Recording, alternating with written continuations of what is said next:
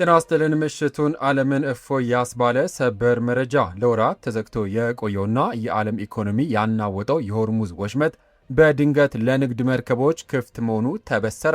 ፕሬዚዳንት ዶናልድ ትራምፕ ለቴህራን ያልተጠበቀ ምስጋናን አቅርበዋል። በሌላ በኩል ኢራን ያበለጸገችውን ዩራኒየም አሳልፋ ለመስጠት መስማማቷም ተሰምቷል። በመካከለኛው ምስራቅ አዲስ የሰላም ንፋስ እየነፈሰ ነው ወይስ ሌላ ስውር ሴራ አለ? ዝርዝር መረጃዎችን ይዤላችሁ ቀርቤያለሁ። ቪዲዮን ላይክ በማድረግ ጀምሮ አዲስ መረጃ በፍጥነት ዩቲዩብ ላይ ሲለቀቅ ቀድሞ እንዲደርሰው የዩቲዩብ ቻናሌን ሰብስክራይብ በማድረግ የደውል ምልክቷን በመጫን ቤተሰብ እንድትሆኑ በአክብሮት እየጋበዝኩኝ ሀሳብ አስተያየቶን በኮሜንት መስጫው ላይ አጋሩን። እስከ ቪዲዮ ፍጻሜ አብራችሁን ቆዩ። ዝርዝር መረጃውን አድምጡ፣ አብረን እንከታተለው። በቅድሚያም ሆርሙዝ ሰርጥ ለቀረው የተኩስ አቁም ጊዜ ሙሉ በሙሉ ተከፈተ። የሆርሙዝ ሰርጥ ለቀረው የተኩስ አቁም ጊዜ ሙሉ በሙሉ ክፍት እንደሚሆን የኢራን የውጭ ጉዳይ ሚኒስትር አባስ አርጊች አስታውቋል። አርጊች ሊባኖስ ውስጥ በተደረሰው የተኩስ አቁም መሰረት በሆርሙዝ ሰርጥ በኩል የሚደረግ የሁሉም የንግድ መርከቦች ጉዞ ለቀረው የተኩስ አቁም ጊዜ ሙሉ በሙሉ ክፍት እንዲሆን ታውጇል ብለዋል። ለ40 ቀናት የተዋጉት አሜሪካና ኢራን በፓኪስታን አሸማጋይነት የ2 ሳምንት ተኩስ አቁም መፈጸማቸው ይታወሳል። ይህ ተኩስ አቁም በሚቀጥለው ሳምንት ረቡዕ ይጠናቀቃል። የውጭ ጉዳይ ሚኒስትሩ የመርከቦቹ ጉዞ የሚካሄደው የኢራን እስላማዊ ሪፐብሊክ የወደብና ማርታይም ድርጅት አስቀድሞ ባሳወቀው የተቀናጀ መስመር በኩል እንደሆነም ገልጿል።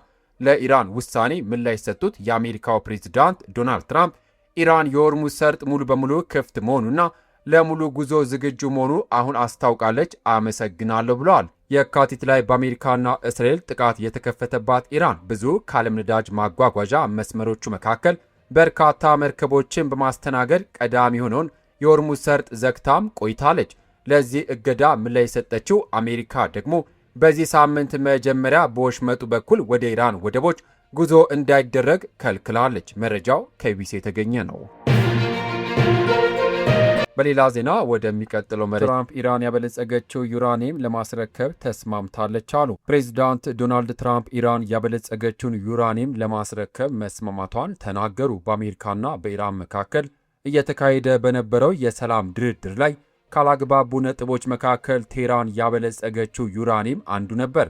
ፕሬዚዳንቱ በሳምንቱ መጨረሻ በዋሽንግተንና በቴህራን መካከል ንግግር ሊቀጥል እንደሚችል ተናግረው ከስምነት ልንደርስ በጣም ተቃርበናል ብለዋል። ትራምፕ በላስ ቬጋስ በአሜሪካ ምጣኔ ሀብት ላይ ባተኮረ ጉባኤ ላይ ተገኝተው ባደረጉት ንግግር ጦርነቱ ያለምንም እንከን እየሄደ እንደሆነ ተናግረው በቅርቡ ማብቃት አለበት ብለዋል። ቀደም ሲል ዋይት ሀውስ ኢራን የኒውክሌር ጦር መሳሪያ እንደማይኖራት መስማማቷን ገልጾ ነበር። አክሎም ባለፈው ዓመት እስራኤልና አሜሪካ የፈጸሙትን ድብደባ ተከትሎ ከመሬት በታች እንደተቀበረ የሚታመነውን የበለጸገ ዩራኒየም የኒውክሌር አቧራ አራግፈው ቆፍረው እንደሚያወጡ ተናግሮ ነበር። ትራምፕ በቀጣይ ዙር በሚደረገው የሁለቱ አገራት ድርድር እርግጠኛ ሆነውም ታይቷል። ነገር ግን ከ5 ቀናት በኋላ የሚያበቃው የተኩስ አቁም ስምምነቱ ስለመራዘሙ እርግጠኛ አለመሆናቸውን ጨምሮ ምንጩ ተናግሯል። በሌላ ዜና ሂዝቦላ በሊባኖስ እየተካሄደ ባለው የተኩስ አቁም ስምምነት ወቅት እስራኤል ክህደት ከፈጸመች ጣቴ ቃታ ላይ ነው ሲል አስጠነቀቀ።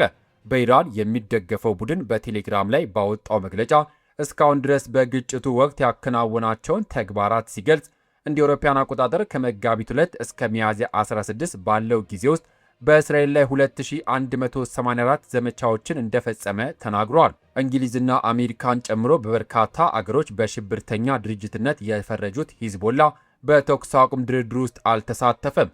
ድርድሩ በእስራኤልና በሊባኖስ መንግስታት መካከል የተከናወነ ነው። ሐሙስ ዕለት ስለተገለጸው የተኩስ አቁም ስምምነት ምላሹን የሰጠው ሂዝቦላ ማንኛውም የተኩስ አቁም ስምምነት በመላው ሊባኖስ ግዛት ውስጥ ተፈጻሚ መሆን አለበት፣ ጠላት የሆነችው እስራኤል የመንቀሳቀስ ነጻነት ሊፈቀድላት አይገባም ብሏል።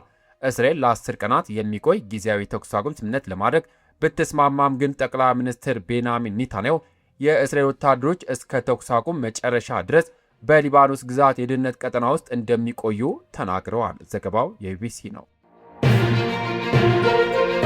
በሌላ ዜና የፓኪስታን ጠቅላይ ሚኒስትር ሼባዝ ሻሪፍ በእስራኤልና በሊባኖስ መካከል ለ10 ቀናት የሚቆይ የተኩስ አቁም ስምምነት በመደረጉ መደሰታቸውን ገልጸው የፕሬዝዳንት ዶናልድ ትራምፕን ደፋርና ብልህ የዲፕሎማሲ ጥረቶች አወድሰዋል።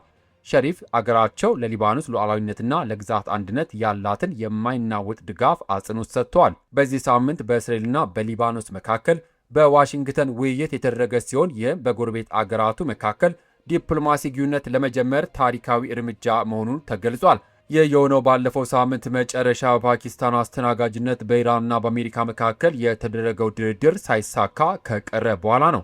ኢስላማባድ በኢራንና በአሜሪካ መካከል ተግባራዊ የሆነውን የሁለት ሳምንት የተኩስ አቁም ስምምነት በማደራደር ረገድ ቁልፍ ሚና ተጫውታለች። የፓኪስታን ጦር አዛዥ ሐሙስ ዕለት የተኩስ አቁሙን ለማራዘም በሚደረገው ጥረት ዙሪያ ለመነጋገር በቴህራን ከኢራን ባለሥልጣናት ጋር እንደተገናኙ የሚገልጹ ዘገባዎች መውጣታቸውን ቢቢሲ ዘግቧል። በሌላ ዜና በእስራኤልና በሊባኖስ መካከል የተደረሰው የሰላም ስምምነት ምን ነጥቦችን ይዟል? የእስራኤልና የሊባኖስ መሪዎች በመካከላቸው የተደረሰውን የተኩስ አቁም ስምምነት በደስታ ተቀብለውታል።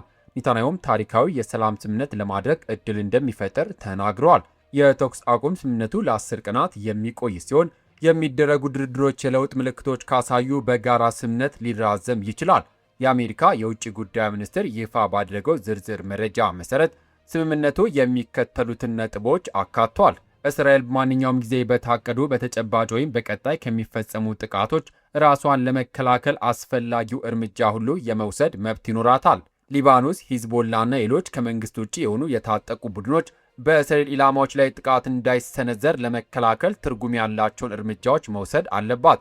በስምምነቱ ውስጥ ተሳታፊ የሆኑ አካላት የሊባኖስ ጸጥታ ኃይሎች ለሊባኖስ ደህንነት ብቻ ኃላፊነት እንዳለባቸው ይገነዘባሉ። እስራኤልና ሊባኖስ ቀሪ ጉዳዮችን ሁሉ ለመፍታት አሜሪካ ተጨማሪ ቀጥተኛ ውይይቶች እንድታመቻች ጠይቋል። መግለጫው አክሎም የተኩስ አቁም ስምምነቱ እስራኤል በሁለቱ ወገኖች መካከል በቀና ልቦና ዘላቂ ጸጥታና የሰላም ስምምነት ለመድረስ የሚደረግ ድርድር ለማስቻል መልካም ፈቃደኝነቷን ያሳየችበት እንደሆነም ገልጿል። ሂዝቦላ በተኩስ አቁም ስምምነቱ ለመሳተፍ ፈቃደኛ መሆኑን ያሳየ ቢሆንም በሊባኖስ ውስጥ የሚፈጸሙ ጥቃቶች ሙሉ በሙሉ እንዲቆሙና የእስራኤል ኃይሎች የመንቀሳቀስ ነጻነት እንደሌላቸው የሚሉ ሐሳቦች መካተት እንዳለበት ተናግሯል። ዘገባው የቢቢሲ ነው።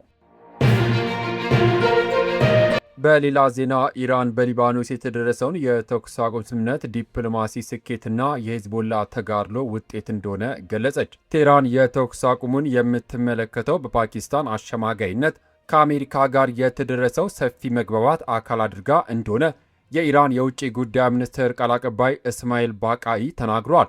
ኢራን ሰፊ ቀጠናዊ የተኩስ አቁም እንዲደረስ ያለማቋረጥ ግፊት ስታደርግ መቆየቷንም በአጽንኦት አንስተዋል። የኢራን ከፍተኛ ባለሥልጣናት ተኩስ አቁም ላይ ለመደረሱ ለሂዝቦላ እውቅና ሰጥተዋል። የፓርላማ አፈ ጉባኤው መሐመድ ባገር ጋሊባፍ ኤክስ ገጻቸው ላይ በአረብኛ ባሰፈሩ ጽሑፍ ስምምነቱ የሂዝቦላ የጽናትና የአክሲስ ኦፍ ሬዚስታንስ የአንድነት ውጤት እንጂ ሌላ አይደለም ብሏል። አፈ ጉባኤው የጠቀሱት አክሲስ ኦፍ ሬዚስታንስ ኢራን በቀጠናው ከሚገኙ አጋር ታጣቂ ቡድኖች ጋር የፈጠረችው መረብ ለመግለጽ የምትጠቀምበት ስያሜ ነው። የኢራን አብዮታዊ ዘብ የኩስድ ኃይሎች አዛዥ የሆኑት እስማኤል ቃኢ በበኩላቸው ሂዝቦላ ባለድል ሲሉ ጠርተውታል። ስምምነቱ የሊባኖስ የትግል ኃይሎችና የጽናትና የኢራን እስላማዊ ሪፐብሊክ ድጋፍ ውጤት መሆኑን ገልጸዋል። የኢራን መገናኛ ብዙሃንም የሊባኖስ ተኩስ አቁምን በተመለከቱ ዘገባዎቻቸው ያስተጋቡት ሂዝቦላ ተጋድሎ የቴህራን ዲፕሎማሲ ጫና ውጤት ነው የሚለውን የከፍተኛ ባለሥልጣናት አገላለጽ ነው። ዘገባው የቢቢሲ ነው። ክቡራትና ክቡራን የዩቱብ ቻናል ቤተሰቦች ለሰዓቱ ያስኩላችሁ ሰበር መረጃ እነዚህን ይመስሉ ነበረ። ፕሬዚዳንት ዶናልድ ትራምፕ የጀመሩት ዲፕሎማሲ ግፊት ውጤት እያመጣ ያለ ይመስላል። ኢራን ዩራኒየሟን ለማስረከብ መወሰኗና በሊባኖስ የተደረሰው የተኩስ አቁም ቀጠናውን ከለየለት ጦርነት ይታደገው ይሆን ወይስ ሂዝቦላ እንዳለው ቃታው ላይ ያለው ጣት በድጋሚ ይሳብ ይሆን? ጊዜው የሚፈታ ይሆናል። እናንተስ በዚህ ጉዳይ ላይ ያላችሁ አስተያየት በኮሜንት መስጫው ላይ እንድታጋሩን እንጋብዛለን። በየሰዓቱ የሚወጡ አዳዲስና ሰበር መረጃዎች በፍጥነት እንዲደርሷችሁ ቻናላችንን ሰብስክራይብ ማድረጋችሁን አትርሱ። ቪዲዮ መረጃ ሰጪ ሆኖ ካገኛችሁት ደግሞ ላይክ እና ሼር በማድረግ አበረታቱን። በቀጣይ በሌላ በአዲስ መረጃ እስከምንገናኝ በያልንበት የዓለም ዳርቻ ቸር እንቆይ።